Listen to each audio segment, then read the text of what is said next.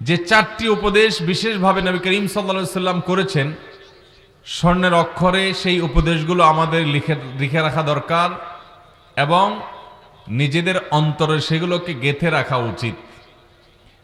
বিশ্ববিখ্যাত হাদিস বেত্তা, হাদিস বিশ্লেষক, মুহাক্কিক, উলামায়ে কেরাম এবং মুহাদ্দিসিন আযম তারা এই হাদিস সম্পর্কে অনেকেই অনেক মন্তব্য করেছেন। কেউ কেউ বলেছেন যে এই হাদিস সম্পর্কে যদি কেউ কোনো বিষয়, এই হাদিসের কোনো অংশ সম্পর্কে যদি কেউ না বুঝে থাকে কিংবা এই হাদিসটি সম্পর্কে যদি কারোর ধারণা না থাকে, তাহলে একজন মুসলিম হিসাবে এটা তার জন্য অজ্ঞানতা ছাড়ার কিছুই নয়। ইসলাম জানবে আর এই হাদিসটি সম্পর্কে জানবে না, এটি হতে পারে না। ইসলামের মৌলিক কিছু নীতিমালার কথা এই হাদিসে, কয়েক লাইনের এই হাদিসে নবী করিম সাল্লাল্লাহু আলাইহি সাল্লাম বলে দিয়েছেন। শুধু তাই নয়, আমাদের আজকের জীবনে এবং আগামীর জীবনে যত সমস্যা আছে বা যত সমস্যা আসবে, সকল সমস্যার সমাধানের মৌলিক একটা রুট, মৌলিক একটা পন্থা এবং পথ এ হাদিসে বাতলে দেওয়া হয়েছে। আমরা যে হতাশা, ডিপ্রেশন, পেরেশানিতে অনেক সময় ভেঙে পড়ি এবং নানা কারণে আমরা যে দুনিয়াতে বিপর্যস্ত হই, বিপদের মুখোমুখি হই, এই পরিস্থিতিতে একজন ইমানদারের জন্য অসাধারণ একটি রোড ম্যাপ বলে দেওয়া আছে হাদিসের মধ্যে। যে হাদিস একজন ইমানদারকে যে কোনো বিপদ আপদে, যে কোনো বিপর্যয়ে তার কর্মপন্থা কি হবে সেটিকে পরিষ্কারভাবে বাতলে দিয়েছে এবং এর মাধ্যমে এই কঠিন পরিস্থিতিতে আমরা উত্তরণের পথ খুঁজে পাবো ইনশাআল্লাহ।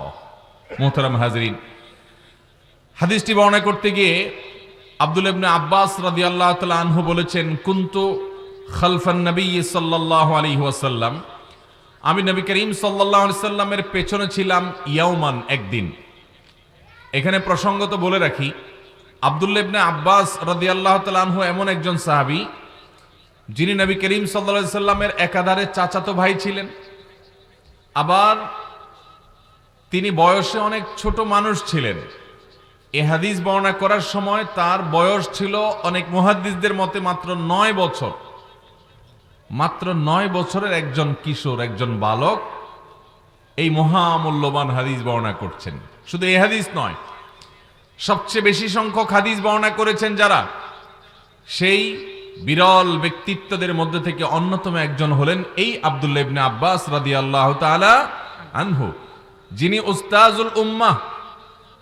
গোটা মুসলিম মিল্লাতের ওলামায়ে কেরাম, যত ইমাম আছেন, যত পণ্ডিত আছেন, সমস্ত ওলামায়ে কেরাম, সমস্ত পণ্ডিতদের উস্তাজ বলা যেতে পারে, মুআল্লিম বলা যেতে পারে। তার ইলম থেকে উপকৃত হওয়া ছাড়া আল্লাহর জমিনে কোনো আলেম, কোনো ইমাম ইমাম হওয়ার সুযোগ নাই, কোনো আলেম আলেম হওয়ার সুযোগ নাই আব্দুল্লাহ ইবনে আব্বাস রাদিয়াল্লাহু তাআলা আনহুর জ্ঞান থেকে আহরণ করা ছাড়া। বয়স কত বলেছিলাম? 9 বছর বয়সে হাদিস বর্ণনা করেছেন। এরপর নবী করিম সাল্লাল্লাহু আলাইহি সাল্লাম যে খুব বেশি দিন বেঁচে ছিলেন তা না।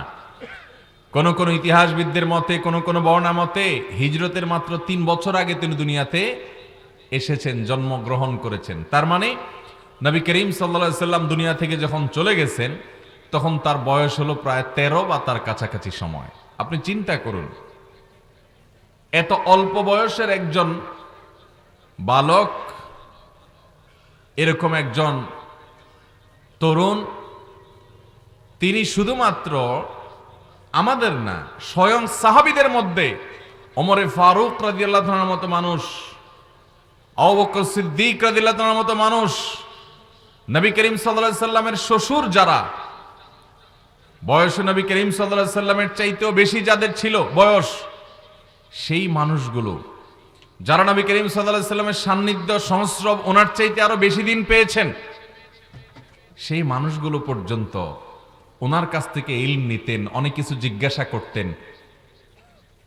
অমুসলিমরা একবার অবাক হয়ে জিজ্ঞাসা করলো, তোমরা কেমন যে আব্দুল্লাহ ইবনে আব্বাসের মতো একটা বালকের পেছনে ঘোরাফেরা করো, একটা বালকের পিছনে তোমরা চলাফেরা করো, তাকে এত সম্মান করো, এটা কেমন হলো? একটা বালককে এত ইজ্জতের কি আছে? একটা প্রশ্ন করলেন যথাসম্ভব ওমর রাদিয়াল্লাহু তাআলা আনহু, যে ইদা জাআ নাসরুল্লাহ এর ব্যাখ্যা কি? বাহ্যিকভাবে এর ব্যাখ্যা দেখলে মনে হচ্ছে কোনো আনন্দদায়ক সংবাদ দেওয়া হয়েছে। আল্লাহ বলেছেন, যখন আল্লাহর সাহায্য এবং বিজয় আসবে এবং দেখবে দলে দলে লোক ইসলামে প্রবেশ করছে, তখন তোমরা আল্লাহর তাসবিহ মাখা প্রশংসা জ্ঞাপন করো, ইস্তেগফার করো। এই হলো সূরা ইজা জাআ নাসরুল্লাহর খোলাসা কথা। তো এখানে দলে দলে লোক ইসলামে আসবে, আল্লাহর সাহায্য আসবে, বিজয় আসবে, তখন করণীয় ঠিক করে দিয়েছেন। এটা তো আনন্দের একটা সূরা। কিন্তু তিনি ব্যাখ্যা করলেন না, এটা বেদনার একটা সূরা। এই সূরা নবী করিম সাল্লাল্লাহু আলাইহি সাল্লামের ওয়াফাতের সংবাদ দেওয়া হয়েছে। ওয়াফাতের কথা লেখা নাই, কিন্তু আল্লাহর সাহায্য এবং চূড়ান্ত বিজয় হয়ে যাওয়ার মানে হলো নবী করিম সাল্লাল্লাহু আলাইহি সাল্লামের কাজ শেষ, ওনার যাওয়ার সময় হয়ে গেছে। তখন সবাই মাথা নত করলেন যে হ্যাঁ, এ বালক সাধারণ কোনো বালক নয়। এর অন্যতম একটা কারণ হলো, আপনারা অনেকেই শুনে থাকবেন, সহিহ বুখারীতে বর্ণিত হয়েছে, নবী করিম সাল্লাল্লাহু আলাইহি ওয়াসাল্লাম একদিন ভোর রাতে তাহাজ্জুদের নামাজের জন্য উঠেছেন। কোন নামাজের জন্য উঠেছেন?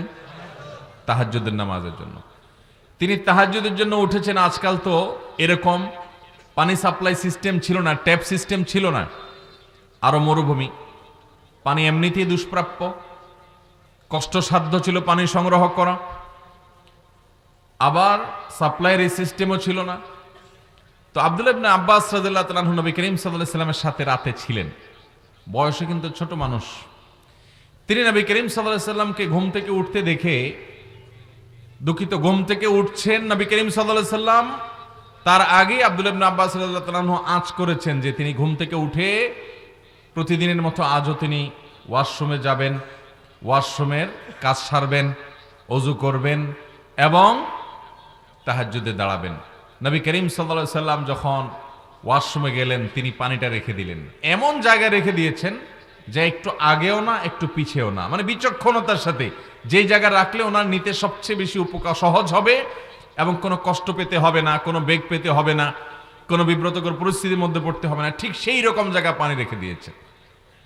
শুধু পানি নয়, সবকিছু এরকম গুছিয়ে যেটা যেখানে রাখা দরকার পারফেক্ট জায়গা মতো রেখে চরম বুদ্ধিমত্তার পরিচয় দিয়েছেন। নবী করিম সাল্লাল্লাহু আলাইহি সাল্লাম দেখলেন যে এরকম চমৎকার আয়োজন এবং এরকম অসাধারণ সেবা একজন বালক করেছে। নবী সাল্লাল্লাহু আলাইহি সাল্লাম এটি জানার পর তার জন্য দোয়া করলেন, আল্লাহুম্মা ফাক্কিহু ফিদ্দীন ওয়া আল্লিমহুল কিতাব। আল্লাহ, এই বালককে আপনি ইসলামের জ্ঞান দান করেন আর এই কোরআনের ব্যাখ্যার নলেজ আপনি তাকে দান করেন। এমন দেওয়া দিছেন আল্লাহ তাআলা, ওই বালকের কাছ থেকে জ্ঞান নেওয়া ছাড়া আল্লাহর জমিনে আজও পর্যন্ত এত বড় বড় ইমাম গত হয়েছে, 12 খণ্ড, 15 খণ্ড, 20 খণ্ড, 25 ভলিউমের বিশাল বড় বড় গ্রন্থের রচয়িতা, গোটা আলমিরা, গোটা আপনার বুক সেলফ ফুল হয়ে যাবে একটা গ্রন্থে। এত বড় বড় গ্রন্থ, বহু গ্রন্থ, কালজয়ী গ্রন্থের রচয়িতারা, যাদেরকে আমরা ইমাম হিসাবে স্মরণ করি, ইসলামের ইতিহাসের মহান পণ্ডিত ব্যক্তিবর্গ, একজনও নাই যে আব্দুল্লাহ ইবনে আব্বাস রাদিয়াল্লাহু তাআলার ইলম থেকে উপকৃত হওয়া ছাড়া কোরআনের তাফসীর বা ইসলাম বুঝার সাধ্য আছে। এরকম বড় জায়গায় আল্লাহ তাআলা নিয়ে গেছেন। নবীজি সাল্লাল্লাহু আলাইহি সাল্লামের দোয়া পেয়েছেন এই বালক। নাম কি? আব্দুল্লাহ ইবনে আব্বাস রাদিয়াল্লাহু তাআলা আনহু। আমাদের যুবকরা আজকাল কত খেলোয়াড়ের নাম জানে। ইসলামের ইতিহাসের এ সকল তারকা, এ সকল মহান ব্যক্তিত্বদের সাথে আমরা পরিচিত নই, আমরা জানি না তাদের ইতিহাস। আল্লাহ রাব্বুল আলামিন আমাদেরকে তাদের প্রকৃত অনুসারী হওয়ার তৌফিক দান করুন। আব্দুল্লাহ ইবনে আব্বাস রাদিয়াল্লাহু তাআলা আনহু, আমি শুধুমাত্র এই আলোচনাটা, তিনি যেহেতু হাদিস বর্ণনা করেছেন এবং নবী করিম সাল্লাল্লাহু আলাইহি সাল্লাম একান্তে তাকে কিছু উপদেশ করেছেন, খুব স্নেহ করতেন, খুব মায়া করতেন, 4টি উপদেশ করেছেন। সেই উপদেশগুলো আমাদের জন্য উপযোগী, অনেক বেশি উপকারী। আজকের বাস্তবতায়, আজকের প্রেক্ষাপটে এগুলো আরো বেশি আমাদের অন্তরে গেঁথে রাখা উচিত। আপনি কারো থেকে কষ্ট পাবেন না, আপনি কারোর কাছ থেকে আঘাত পাবেন না, আপনার জীবনের অনেক সমস্যার সমাধান হবে এই 4টি উপদেশ যদি আপনি গেঁথে ফেলতে পারেন আপনার মনে। সবাই চেষ্টা করবেন তো ইনশাআল্লাহ। সেই সাথে একটু বলে রাখি, এই বালক আব্দুল্লাহ ইবনে আব্বাস রাদিয়াল্লাহু তাআলা আনহু এত অল্প বয়সে নবী করিম সাল্লাল্লাহু আলাইহি সাল্লামের সাথে সাথে থাকতেন। কত সাথে থাকতেন যে নবী সাল্লাল্লাহু আলাইহি সাল্লাম একান্তে তাকে পেয়েছেন, তার সান্নিধ্য পাওয়ার জন্য কত শত সাহাবীরা তার পেছনে ঘুরঘুর করতেন। অথচ আব্দুল্লাহ ইবনে আব্বাস রাদিয়াল্লাহু তাআলা আনহু তার এত কাছাকাছি ছিলেন যে তাকে একান্ত ডেকে খুব আদরের সাথে বলেছেন, ইয়া গোলাম, হে বালক, হে বৎস, হে ছোট শিশু, ইন্নী উআল্লিমুকা কালিমাত, আমি তোমাকে কিছু বাক্য শিখিয়ে যেতে চাই, কিছু বাক্য শিখিয়ে যেতে চাই। আল্লাহর নবী বলছেন আমি তোমাকে কিছু বাক্য শিক্ষা দিয়ে যেতে চাই। কত স্নেহ করতেন। এত স্নেহ কই এমনি এমনি পেয়েছেন? নবী সাল্লাল্লাহু আলাইহি সাল্লামের দোয়া পেয়েছেন। কারণ এই বালকের মধ্যে নবী করিম সাল্লাল্লাহু আলাইহি সাল্লামের সেবা, তাকে শ্রদ্ধা করা, তার খেদমত করা, তার দোয়া নেওয়ার মতো সেরকম উপযোগী মানুষ হিসাবে সে নিজেকে গড়ে তুলতে পেরেছেন। এই জন্য আল্লাহ নবীর দোয়াও পেয়েছেন এবং এমন দোয়া করেছেন, আল্লাহুম্মা ফাক্কিহু ফিদ্দীন ওয়া আল্লিমহুত তাওয়ীল, আল্লাহ ইসলামের জ্ঞান তাকে দেন, কোরআনের ব্যাখ্যা তাকে বুঝার তৌফিক দেন। এমন বুঝাই বুঝছেন, এমন জানাই জানছেন যে আজও পর্যন্ত কোন আয়াতের তাফসিরে বড় বড় মুফাসসির তার পরের কথা মুফাসসিরদের তাফসির পড়া ছাত্র যারা আজকের উলামায়ে কেরাম আব্দুল্লাহ ইবনে আব্বাস রাদিয়াল্লাহু তাআলা কি বলেছেন সেটা খোঁজার চেষ্টা করেন। ভাইরা আমার, আমাদের আজকালকার যে বালকরা, আমাদের যে ছোট ছেলে মেয়েরা আছে, এদেরকে একটু কম্পেয়ার করেন তো। শুধুমাত্র আব্দুল্লাহ ইবনে আব্বাসের কথাই নয়, আব্দুল্লাহ ইবনে ওমর রাদিয়াল্লাহু তাআলা আনহুর ইতিহাস যদি আপনি শুনেন, আপনি অবাক হয়ে যাবেন। অনেকে জেনে থাকবেন যে আব্দুল্লাহ ইবনে ওমর রাদিয়াল্লাহু তাআলা আনহু বয়সে অনেক ছোট ছিলেন। কোন একটা জেহাদে যাওয়ার জন্য সাহাবীদের মধ্যে কম্পিটিশন, ছোট মানুষ, তাকে নেওয়া হবে কি হবে না, পেরেশানিতে আছেন, যাতে নেওয়া হয় এই জন্য এরকম উঁচু করে দাঁড়াচ্ছেন যে আমি বড় হয়ে গেছি। বহু ঘটনা তার। নবী করিম সাল্লাল্লাহু আলাইহি সাল্লাম একবার উপস্থিত সাহাবীদেরকে বললেন, একটি প্রশ্ন করছি আমি, কে উত্তর দিতে পারবে? মুসলমানের সাথে একটা গাছের তুলনা চলে, সে গাছ কোনটা বলো দেখি। সাহাবীদেরকে প্রশ্ন করলেন কে? নবী করিম সাল্লাল্লাহু আলাইহি সাল্লাম। সবাই চুপ, কেউ বলার সাহস করছে না। কোন গাছ, কোনটা বলে আবার কোন বিপদে পড়ি। সবাই চুপচাপ। আব্দুল্লাহ ইবনে ওমর রাদিয়াল্লাহু তাআলা আনহু মজলিসে ছিলেন, কিন্তু ছোট মানুষ ছিলেন। সামনে ওনার বাপ, চাচারা বসা, মুরব্বীরা বসা।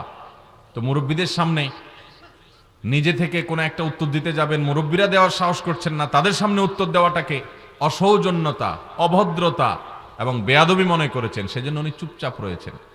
কিন্তু এই হাদিস বর্ণনা করার সময় উনি বলেছেন, আমার মনে আসছে সে গাছটা হবে খেজুর গাছ, কিন্তু আমি বললাম না যে আমার বাপ চাচারা বসে আছে, তাদের সামনে আমি কিভাবে উত্তর দেই। ওনারা দিচ্ছেন না, তাহলে আমি চুপ থাকি। মুরব্বীদের সামনে কথা আগ বাড়িয়ে বলা এটা অসৌজন্যতা, এটা ইসলামী ম্যানার্সের বাইরের অভদ্রতা। তিনি বলেন নাই। এরপর নবী করিম সাল্লাল্লাহু আলাইহি সাল্লাম যখন নিজে থেকে উত্তর দিয়ে দিলেন, তখন তিনি আফসোস করলেন যে হারে, আমি তো এই উত্তরটাই মনে মনে ঠিক করেছিলাম। যাই হোক, খেজুর গাছের সাথে ইমানদারের তুলনা কিভাবে, সেটা আরেক আলোচনা, একটা থেকে আরেকটাতে চলে যাবে। আমরা আমাদের মূল কথায় ফিরে আসি। আমাদের ছোট ছোট ছেলে মেয়েরা 8 বছর 9 বছর বয়সে, এখন তাদের হাতে হাতে শুধু মোবাইল ফোন ছাড়া আর কিচ্ছু নেই। কি দেই আমরা পোলাপান রে? একটা ট্যাব দিয়ে মুনাজাতে বসাই দেই, মোবাইল দিয়ে মুনাজাতে বসাই দেই। ঘাঁটতে ঘাঁটতে চোখ শেষ, ব্রেন শেষ, সব শেষ। ইমান, আমল, আখলাক, আচরণ, ভদ্রতা সব শেষ। ভাইরা আমার, মুসলমানের সন্তান সবকিছুর আগে ইমান শিখবে, এর পাশাপাশি সে আখলাক শিখবে, ভদ্রতা শিখবে, আচরণ শিখবে। আজকাল দেখা যায় যে ছেলে মেয়ে একেবারে শিশুকাল থেকে নিয়ে বয়স যত বাড়তে থাকে তত বড় বেয়াদব হতে থাকে। আব্দুল্লাহ ইবনে আব্বাস রাদিয়াল্লাহু তাআলা আনহু নবীজি সাল্লাল্লাহু আলাইহি সাল্লামের দোয়া পেয়েছেন আদবের কারণে। অতএব আমাদের সন্তানদেরকে আমরা ভদ্রতা, শালীনতা, সৌন্দর্য, বড়দেরকে সম্মান করানোর যে গুরুত্বপূর্ণ একটা আচরণগত সৌন্দর্য, সেটা শেখাবো তো ইনশাআল্লাহ। ছোটবেলা থেকে এগুলো পারিবারিকভাবে শেখাতে হয়, এগুলো শেখাতে হয় ভাইরা আমার। তাহলে এই সাহাবীর মতো এরকম মহান ব্যক্তিত্ব হওয়ার তৌফিক আল্লাহ তাআলা, তার মতো না হলেও তার অনুসারী হিসেবে বড় আলিম হওয়ার, বড় দায়ী হওয়ার এবং কোরআনের কোরআনের নলেজওয়ালা মানুষ হওয়ার তৌফিক আল্লাহ তাআলা দিবেন ইনশাআল্লাহ। তো যে হাদিসটি বলছিলাম, আব্দুল্লাহ ইবনে আব্বাস রাদিয়াল্লাহু তাআলা বর্ণনা করেছেন যে আমি একবার নবী করিম সাল্লাল্লাহু আলাইহি সাল্লামের পেছনে ছিলাম, তিনি আমাকে বললেন, ইয়া গোলাম, হে ছেলে, ইন্নী উআল্লিমুকা কালিমাত, হে বালক, তোমাকে আমি কয়েকটি কথা শিক্ষা দিতে চাই। এখানে মূলত 4টি বিষয় নবী সাল্লাল্লাহু আলাইহি সাল্লাম তাকে উপদেশ দিয়েছেন। তার প্রথমটি হলো ইহফাজিল্লাহ ইয়াহফাজুক, তুমি আল্লাহর আদেশ নিষেধকে, আল্লাহর ফরজ বিধানকে, আল্লাহর হারাম বিষয়গুলোকে মেনে চলবে, অর্থাৎ ফরজগুলোকে অবশ্যই করবে, হারামগুলো থেকে বেঁচে থাকবে। আল্লাহ যা করতে বলেছেন সেটা করবে, যা নিষেধ করেছেন তা থেকে বেঁচে থাকবে। আল্লাহর আদেশ নিষেধকে যদি তুমি মান্য করে চলো, নিশ্চিত থাকবে যে তোমাকে আল্লাহ তাআলা আখিরাতে তো বটেই, দুনিয়াতেও সকল সমস্যা বিপদ থেকে রক্ষা করবেন। আল্লাহ তাআলা সাহাবীদেরকে সাহায্য করেন নাই? কিরকম সাহায্য করছেন ভাই? মাত্র 10 বছর সময় মদিনাতে পেয়েছেন। কয় বছর? 10 বছর। 10 বছরে একজন মানুষ চাকরি বাকরি শুরু করলে শুধুমাত্র হাবভাব বুঝতে বুঝতেই 10 বছর চলে যায়। একটা ফ্যামিলি গরিব থেকে ধনী হতেও 10 বছর যথেষ্ট না, বহু বছর চাকরি করা লাগে। 2 নম্বর পথেও পারে না, হালাল পথে পটিব। অথচ মাত্র 10 বছরে সাহাবা একরাম গোটা পৃথিবীর সবচাইতে দুর্বল শক্তি থেকে সারা বিশ্বের সুপার পাওয়ারে পরিণত হয়েছেন। কয় বছর সময় নিয়েছেন? 10 বছর। আমাদের দেশে বা পৃথিবীর গণতান্ত্রিক অনেক দেশে সরকার 5 বছর 4 বছরের জন্য ক্ষমতায় আসে। 2 টার্ম 3 টার্ম থাকার পরও মনে হয় যে আরো অনেক কাজ বাকি। একটা দেশের অবকাঠামো বা এগুলো ঠিক করতে 10 বছর 20 বছর কেন, সরকারের পরে সরকার বদলে চেহারা বদলাতে এত সহজে পারা যায়। সেখানে গোটা বিশ্বের চেহারা পরিবর্তন করে দিয়েছেন সাহাবীরা। কয় বছরে? মাত্র 10 বছরে। সবচেয়ে দুর্বল মানুষ নিজের মাতৃভূমিতে থাকার অধিকার পর্যন্ত পান নাই, বিতাড়িত হয়েছেন, স্বাধীনতা থেকে বঞ্চিত করা হয়েছে। সেখান থেকে নিজের মাতৃভূমি উদ্ধার করে স্বাধীনতা অর্জন করেছেন। শুধু তাই নয়, গোটা বিশ্বকে পায়ের নিচে নিয়ে এসেছেন। কয় দিনে? 10 বছরে। তাদের কাছে কি ছিল? অ্যাটম বোমা ছিল? পারমাণবিক বোমা ছিল? ট্যাঙ্ক ছিল? বোমারু বিমান ছিল? কি ছিল? আল্লাহর শপথ, তাদের মূল শক্তি ছিল ঈমান এবং তাকওয়া এবং নেকামলের শক্তি।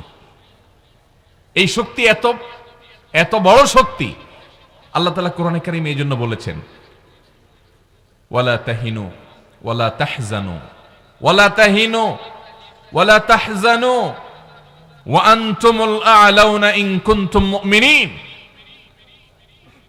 কখনো মনমরা হবে না, কখনো পেরেশান হবে না, হীনমন্যতা তোমাদেরকে যেন কখনো পেয়ে নয় বসে। তুমি কখনো নিরাশ হবে না।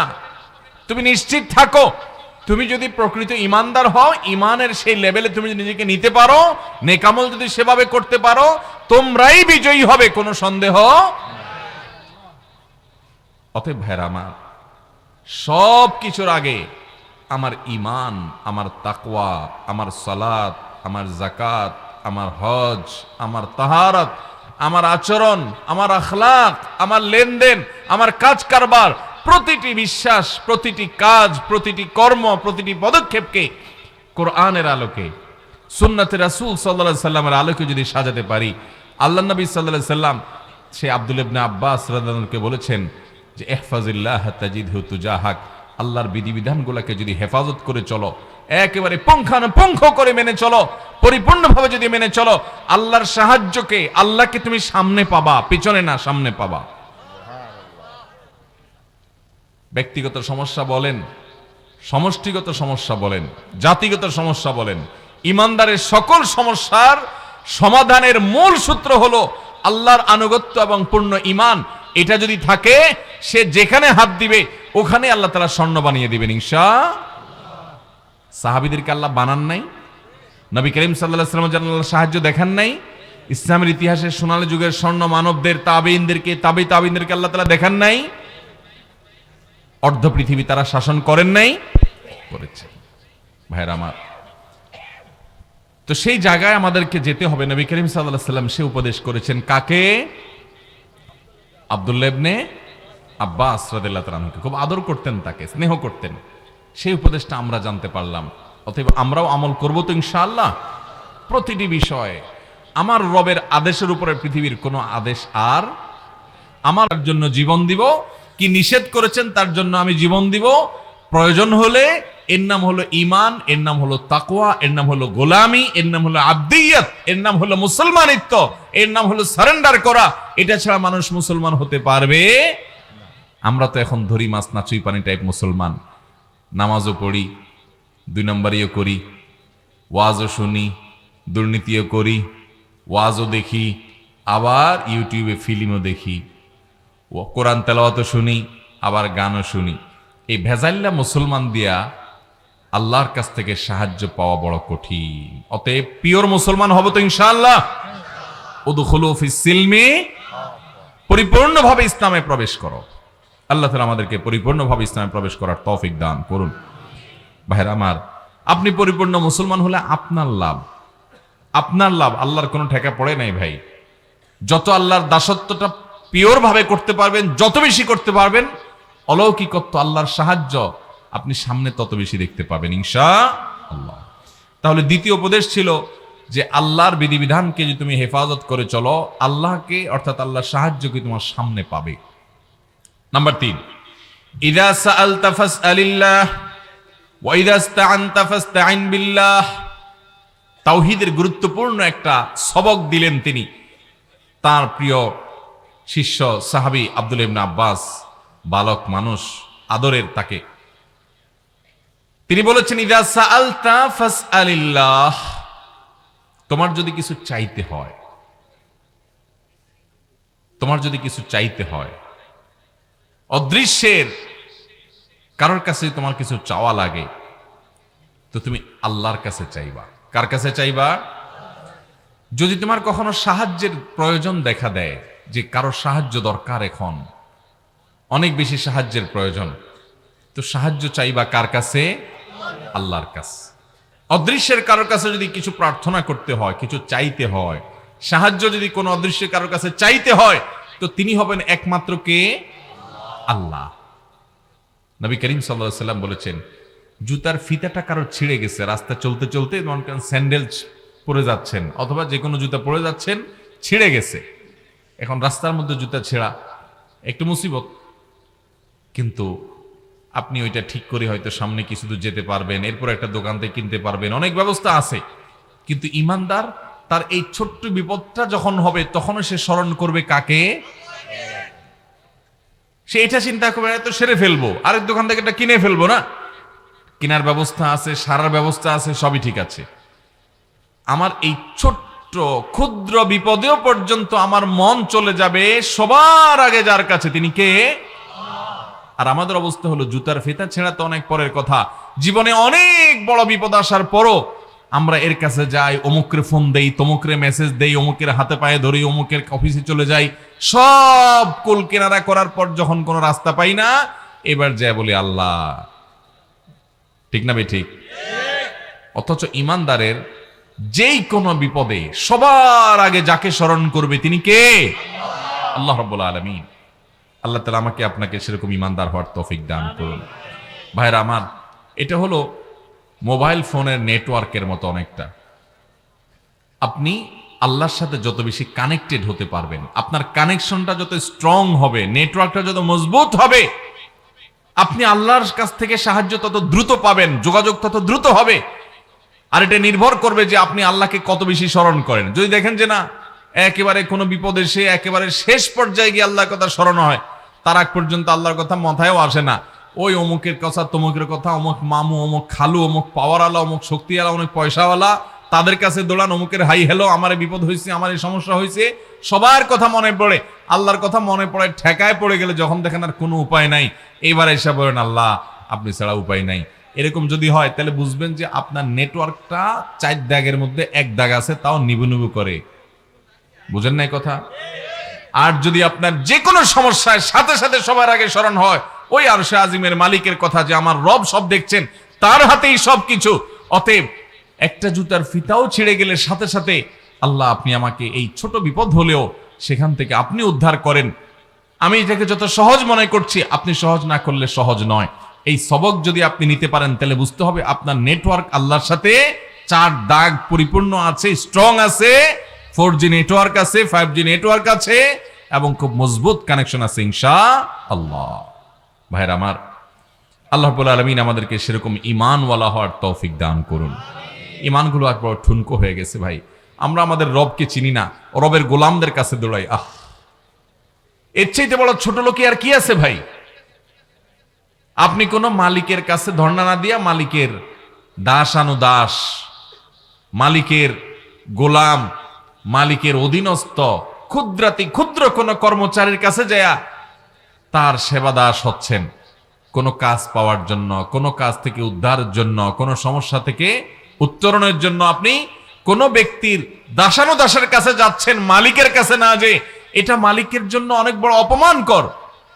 আরশে আজিমের মালিক, সব কিছু যার হাতে, আল্লাহ রাব্বুল আলামিনের কাছে না চেয়ে, তার দিকে না যেয়ে তার গোলামদের দুয়ারে দৌড়াচ্ছেন, তাদের অফিসে অফিস দৌড়াচ্ছেন। এটা আল্লাহর শানে, এটা আল্লাহর শানে বেয়াদবি, এটা ঈমানের সাথে যায় না। এই জন্য ঈমানদার সবকিছুর আগে সাহায্য চাইবে কার? আল্লাহ। প্রত্যেক রাকাত নামাজে এই বিষয়টা কত ইম্পর্টেন্ট হলে, কত গুরুত্বপূর্ণ হলে, প্রতি রাকাত নামাজে আল্লাহ রাব্বুল আলামিন সূরা ফাতিহা আমাদেরকে শিক্ষা দিয়েছেন, ইয়্যাকা না'বুদু ওয়া ইয়্যাকা নাস্তাঈন। আল্লাহ, শুধু আপনারই ইবাদত করি এবং আপনার কাছেই, এই যে সাহায্য শুধু কার কাছে চাই? আল্লাহর কাছে চাই। আমাদের সমাজের অনেক ভাইরা আছেন যে মামু খালুর কাছে দৌড়ায়। এটা যেরকম আছে, মামু খালুর কাছে যান, সমস্যা নেই, কিন্তু আপনার ঈমান থাকবে যে তার হাতে নাই, আসল চাবিকাঠি কার হাতে? অতএব ওই জায়গায় আগে দরখাস্ত জমা দেই, এরপরে এসব করা যায়। ওখান থেকে হুকুম হলে এদের মাধ্যমে হবে, না হলে হবে। এটা হবে আপনার বিশ্বাস। অনেক কপাল পোড়া মুসলমান আছে, অনেক কপাল পোড়া মুসলমান আছে জমজমের পানি খাওয়ার পর আবার নোনা পানিতে যায়, জমজমের পানি খাওয়ার পর আবার তার কাছে জমজমের পানি আছে, সেটা না খায় সে নোনা পানি খায়।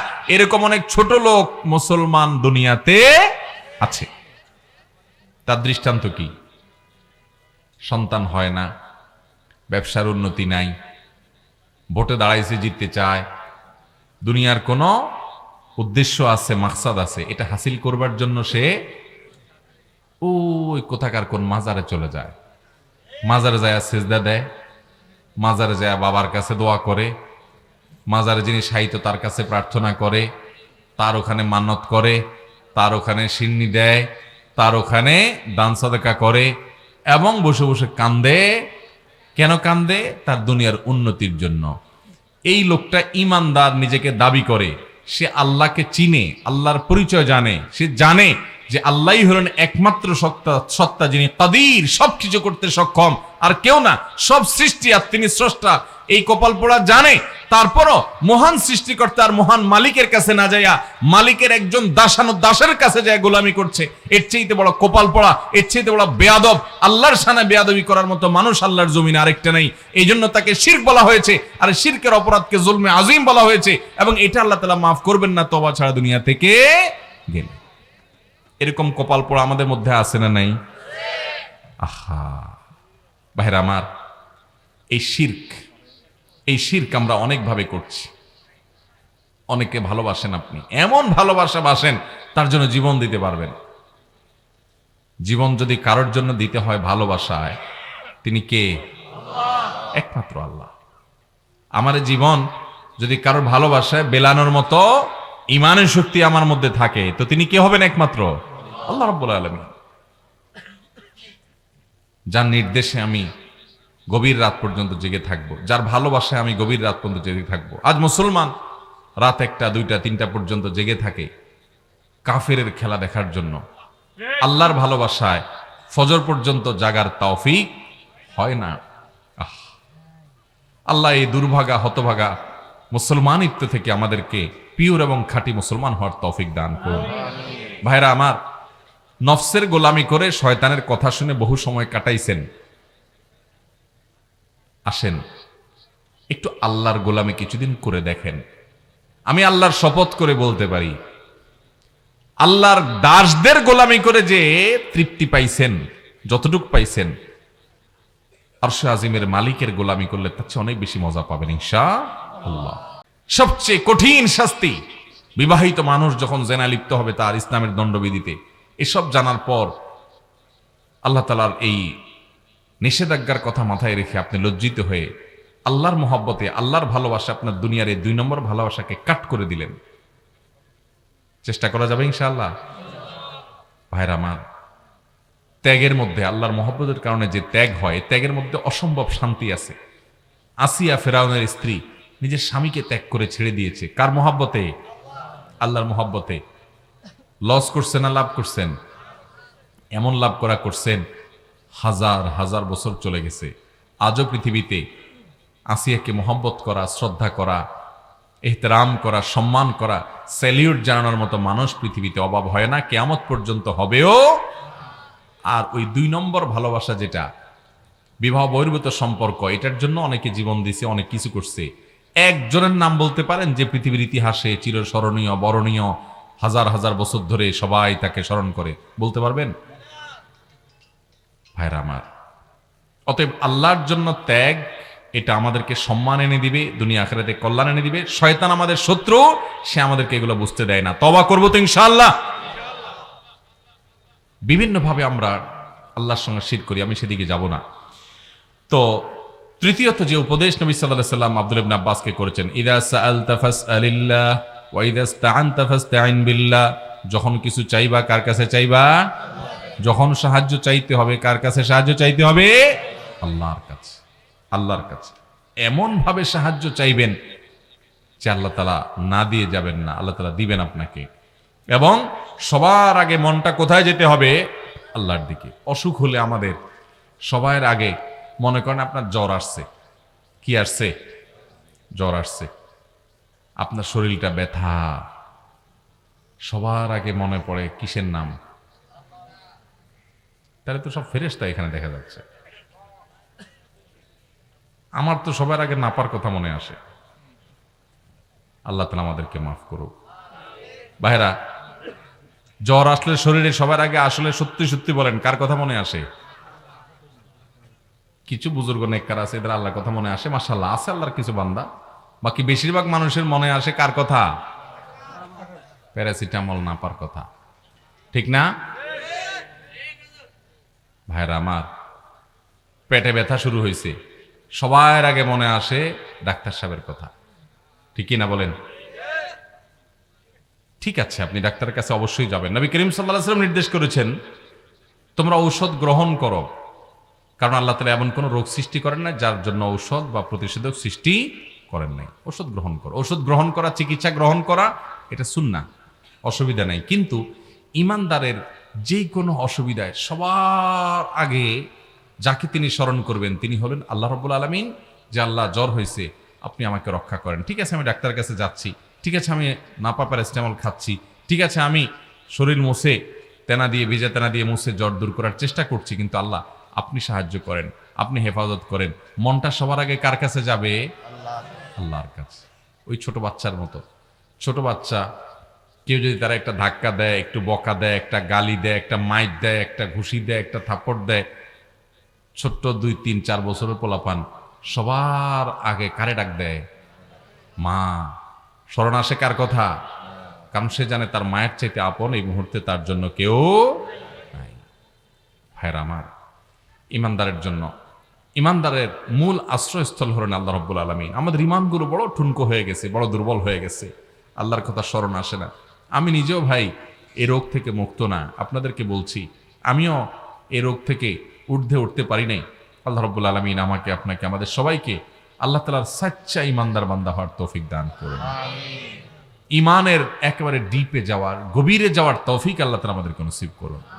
সবার আগে যেন আমাদের রবকে আমরা স্মরণ করতে পারি, সেরকম ইমানওয়ালা হওয়ার তৌফিক নসিব করুন। সেটা যেদিন হইতে পারবেন, ওই যে সেদিন দেখবেন তাজিদহু তুজাহাক, আল্লাহ সাহায্যকে চোখের সামনে দেখতে পাবেন। চেষ্টা করা যাবে না ইনশাআল্লাহ। এরপরে এই 3 নম্বর উপদেশেরই পরিপূরক কথাগুলো নবী সাল্লাল্লাহু আলাইহি সাল্লাম বলেছেন 4 নম্বরে এসে। এই কথাগুলো ভালো করে শুনে রাখেন এবং এই কথাগুলো পারলে কোনো সুন্দর কাগজে লিখে নিজের অফিসে, বাসায়, যেখানে সবসময় আপনি থাকেন তার আশেপাশে একটু লিখে রাখবেন। আর তার চেয়ে বেশি দরকারি হলো অন্তরের গভীরে আপনি এটাকে লিখে রাখবেন, একদম গেঁথে ফেলবেন। কথাগুলো মন দিয়ে শুনেন।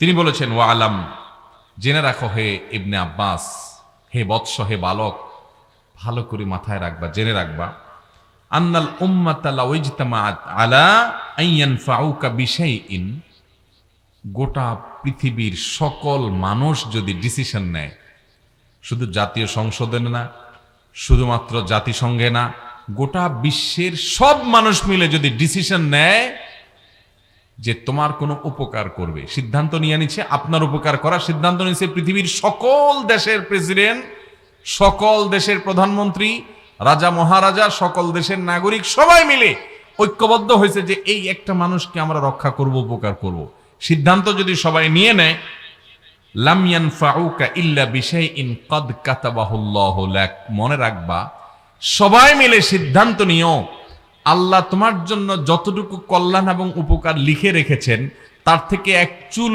পরিমাণও বেশি উপকার করতে সবাই মিলে পারবে না। ঈমানের সবক। আর ওয়াইন ইজতামাউ আলা আন ইয়াদুররুকা বিশাইইন, আর যদি গোটা পৃথিবীর মানুষ সবাই মিলে সিদ্ধান্ত নেয় তোমার কোনো ক্ষতি করবে, তোমাকে শেষ করবে, যদি ডিসিশন নেয় সবাই মিলে, লাম ইয়াদুররুকা ইল্লা বিশাইইন ক্বাদ কাতাবাহুল্লাহু আলাইক, আল্লাহ তাআলা তোমার ব্যাপারে যতটুকু ক্ষতি হওয়ার কথা লিখে রেখেছেন তার থেকে এক চুল পরিমাণ বেশি ক্ষতি করার ক্ষমতা কারোর নাই। রুফিআতিল আকলাম, সব লেখা হয়ে গেছে। ওয়াজুফাতিস সুহুফ, ওয়াজুফাতিস সুহুফ, এবং সহিফা সমূহ যেগুলাতে লেখা হয়েছে তাকদীর, সেগুলো শুকিয়ে গেছে, অর্থাৎ সিদ্ধান্ত চূড়ান্ত হয়ে গেছে। ভাইরা আমার, এই একটা কথা যদি আপনার মাথায় থাকে তাহলে আপনি পৃথিবীতে কোনো মানুষের প্রতি অতি আস্থা রেখে, আছে না অনেক সময় দেখবেন যে অনেকের কাছে বহুত আশা, বুক ভরা আশা নিয়ে আসে যে আমার কিছু একটা করে ফেলবে, বা এরা সবাই আমার সাথে আছে, অনেক আশা করে, পরে দেখা গেল যে আশার গুড়ে বালি, কিছুই হয়নি। হয় কি হয় না এরকম? আবার অনেক সময় দেখা যায় ভয়ে তটস্থ, হায় রে আমার তো রক্ষা নাই, আসলে কিছুই হয় না। এরকমই হয় কি হয় না? তো এই ভয় এবং আশা, এই দুইটা জায়গায় আপনার ব্যালেন্স হয়ে যাবে যদি এই হাদিসের অংশটা আপনি মাথায় রাখতে পারেন যে পৃথিবীর কোনো মানুষের প্রতি আমার ভরসা নয়। ঠিক আছে, সবাই আমার ফেভারে আছে, সবাই আমার পক্ষে আছে, আমার আশা করা যায় ভালো কিছু হবে, কিন্তু এদের এই ফেভার আর পক্ষের কোনো ভ্যালু নাই। ফায়সালা উপর থেকে হয়, আরশ থেকে হয়, তাকদীরের আলোকে হয়, অতএব আমাকে ধর্ণা সেখানে দিতে হবে। এরা ভালো কিছু করলে সেটা সেখানকারই ফায়সালা, এখান থেকে ভালো কিছু না হলে সেটাও সেখানকারই ফায়সালা। অতএব এদেরকে দেখে আপনি আনন্দে আত্মহারাও হওয়ার কিছু নাই, আবার মানুষের ভয় ভীত হওয়ারও কিছু নাই। এই জন্য ইমানদার সব সময় ভরসা করবে কার উপর? আল্লাহর উপর। আল্লাহর উপর যখন ভরসা করবেন তখন আপনার অবস্থা হবে এরকম, সবাই পক্ষে আসলেও আপনি লাফাবেন না, আবার সবাই বিপক্ষে চলে গেলেও আপনি ভেঙে পড়বেন না। আপনি পরিপূর্ণ আস্থা রাখবেন কার উপর? আল্লাহর উপর। ঈমানের শক্তি আপনাকে মানসিকভাবে চাঙ্গা হতে সাহায্য করবে, মনোবল বৃদ্ধি করবে। আপনার মনোবল পৃথিবীতে কেউ ভাঙতে পারবে না। দেয়ালে পিঠ থেকে গেছে, পিছনের দেয়াল, সামনে বিপদ, এরপরে ইমানদার জানবে, বিশ্বাস করবে যে লা তাকনাতু মির রাহমাতিল্লাহ, আল্লাহর রহমত থেকে নিরাশ হওয়া যাবে। ওমাই ইয়াকনাতু মির রাহমাতিল্লাহ মির রাহিল্লাহ ওয়ালা ইয়াইআস মির রাহিল্লাহ ইল্লাল কওমুল কাফিরুন, আল্লাহর রহমত থেকে বেঈমান ছাড়া কেউ নিরাশ হতে পারে না। শেষ মুহূর্তেও তার ভরসা আস্থা থাকবে কার উপর? আল্লাহর উপর। দেখবেন কারোর কাছ থেকে আঘাত পাইছেন, কষ্ট হবে না, কারণ আপনি অনেক আশা করছেন যে এ আমার উপকার করবে, সাপোর্ট করবে, কিন্তু আপনার তো জানা আছে ওর উপকারের কোনো ক্ষমতা নেই। যদি সে সাপোর্ট না করে বুঝবেন এটা ফায়সালা ছিল না, এর হাতে কিচ্ছু নেই। আর যদি এক জায়গা থেকে খুব ক্ষতির আশঙ্কা করছেন, ভেঙে পড়বেন না, নিশ্চিত থাকেন যতটুকু ক্ষতি আপনার নসিবে লেখা আছে ততটুকুই হবে, এর বেশি হবে না। টেনশনের কোনো কারণ নাই, আস্থা রাখবেন আল্লাহর উপরে, দোয়া করবেন, কানেকশন করবেন সেখানে, ওখানে দরখাস্ত জমা দিয়ে এরপরে তদবির করবেন। ঠিক আছে না ইনশাআল্লাহ? আল্লাহ রাব্বুল আলামিন আমাকে, আপনাকে, আমাদের সবাইকে এই মহামূল্যবান হাদিসটার উপর আমল করার তৌফিক দান করুন।